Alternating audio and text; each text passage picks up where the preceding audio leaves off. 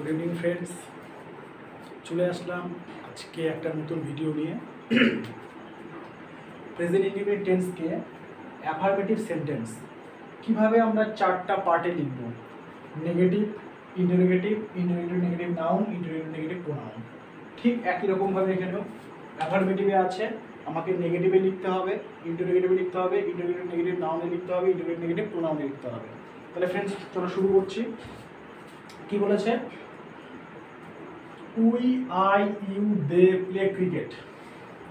আমরা, আমি, তোমরা, তারা ক্রিকেট খেলে। এটাকে ফ্রেন্ডস তোমাকে করতে বলেছে নেগেটিভ সেন্টেন্সে। তাহলে কি করব? নেগেটিভ সেন্টেন্সে করবার আগে আমার একটা সূত্র লিখতে হবে। সেটা কি?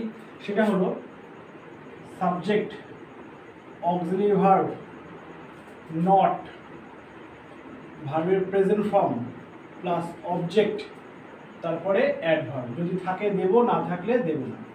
তাহলে আমাদের এখানে প্রেজেন্ট ইনডিফিনিট টেন্স বলেছে, তাহলে প্রেজেন্ট ইনডিফিনিট টেন্সের অক্সিলারি ভার্ব কি হয় ফ্রেন্ডস? অক্সিলারি ভার্ব হয় ডু ডাজ। Do does. এবার অনেকে বলতে পারে অক্সিলারি ভার্ব বানানটা লিখলে ভালো হতো। ঠিক আছে ফ্রেন্ডস, তাদের জন্য লিখছি AUXILIARY, অক্সিলারি ভার্ব, VERB লিখে নেবে। আচ্ছা, তাহলে আমরা ফর্মুলাটা কি লিখলাম? সাবজেক্ট, অক্সিলারি ভার্ব, নট, ভার্বের প্রেজেন্ট ফর্ম, অবজেক্ট, অ্যাডভার্ব। তাহলে এখানে আমরা কি লিখবো ফ্রেন্ডস? আমরা এখানে লিখবো সাবজেক্ট। সাবজেক্ট আমরা যে কোনোটাই ব্যবহার করতে পারি। উই, আই, ইউ, দে। তারপরে কি লিখবো? অক্সিলারি ভার্বগুলোর সাথে কি বসবে?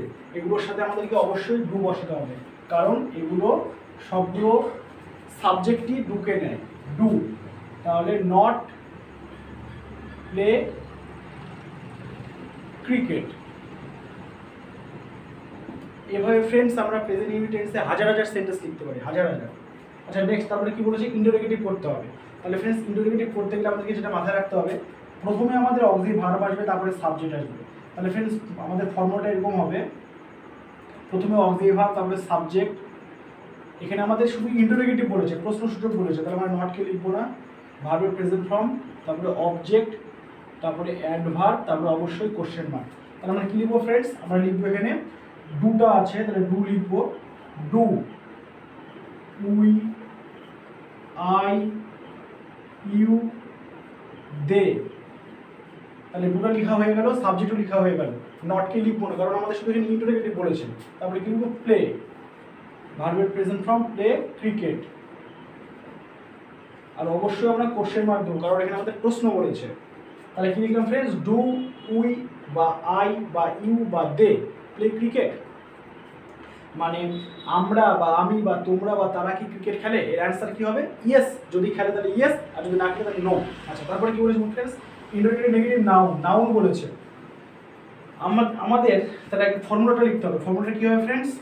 ফর্মুলা এখানে আমাদের যেহেতু নাউন বলেছে, তাহলে নাউন করলে আমাদেরকে দুজনের নাম লিখতে হবে। আচ্ছা, প্রথমে আমি অক্সিলারি ভার্বটাকে লিখি, প্লাস নট হবে, ইন্টারোগেটিভ নেগেটিভ নাউন বলেছে যেহেতু। তারপর এখানে আমাদেরকে লিখতে হবে সাবজেক্ট। সাবজেক্ট ফ্রেন্ডস প্লুরালে হবে, কারণ এখানে আমাদের যদি মনে করতে যদি ডুতে লিখি, তাহলে আমাদের প্লুরালে লিখতে হবে। তারপরে কি? ভার্বের প্রেজেন্ট ফর্ম, তারপরে অবজেক্ট, তারপরে অবশ্যই অ্যাডভার্ব, কোশ্চেন মার্ক। তারপর কি লিখবো ফ্রেন্ডস? আমরা লিখবো ডু নট। মাথায় রাখতে হবে নাউনের আগে নট বসবে। Do not Ram, do not Ram and Raj, do not Ram and Raj play cricket, question mark. তাহলে ফ্রেন্ডস মানেটা কি হলো? রাম এবং রাজ কি ক্রিকেট খেলে না? এটার মানে হচ্ছে এটা। যদি খেলে তাহলে ইয়েস, না খেলে না। মানে জোর দিয়ে বোঝানোর জন্য আমরা ব্যবহার করি, যেটা আমাদের ট্রান্সফরমেশন অফ সেন্টেন্সে খুব কাজে লাগে। তারপরে ফ্রেন্ডস ইন্টারোগেটিভ নেগেটিভ প্রোনাউন বলেছে, প্রোনাউন। তাহলে এদের পরিবর্তে আমরা কি বসাবো? এটা তো সাবজেক্ট হিসেবে ব্যবহার করলাম, এই যে সাবজেক্ট হিসেবে। তো এর পরিবর্তে আমরা প্রোনাউন ব্যবহার করবো দে, কারণ এটা প্লুরালে আছে।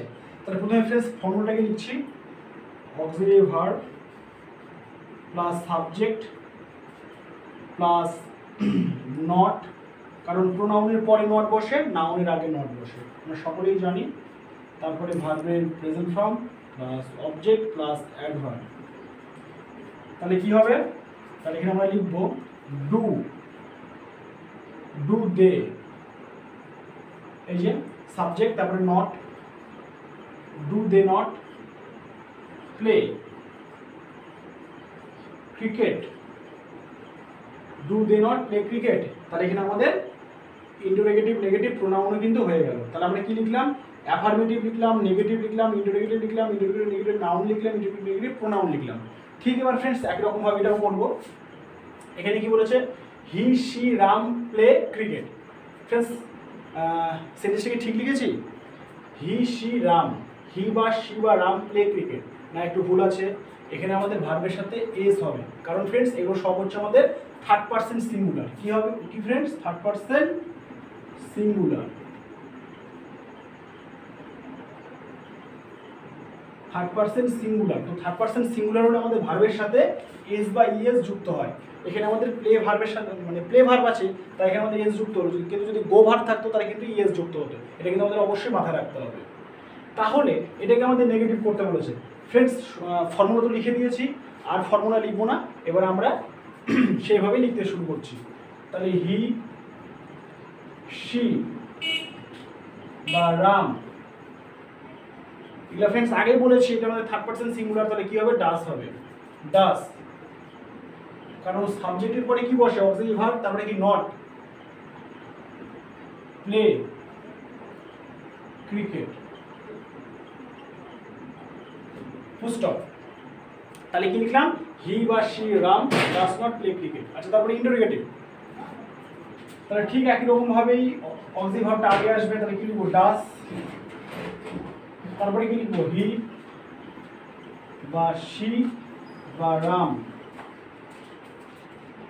Play cricket.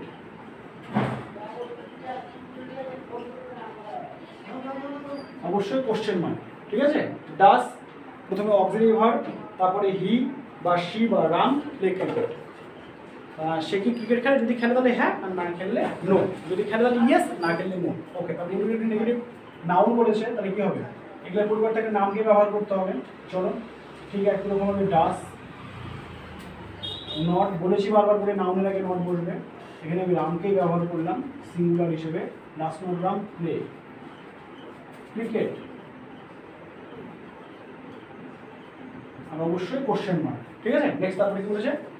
Pronoun, P for pronoun, তাহলে রামের পরিবর্তে আমি হিকে ব্যবহার করবো। ঠিক একই রকম ভাবে does he not play cricket question mark. তাহলে কি লিখলাম? Does he not play cricket, সে কি ক্রিকেট খেলে না? যাক ফ্রেন্ডস, এটা আমাদের প্রেজেন্ট ইনডিফিনিট টেন্সে যে চারভাবে আমরা সেন্টেন্সকে করতে পারি, negative, interrogative, interrogative negative noun, interrogative negative pronoun. তোমরা দেখবে কোথাও কোনো অসুবিধা অবশ্যই কমেন্ট করবে।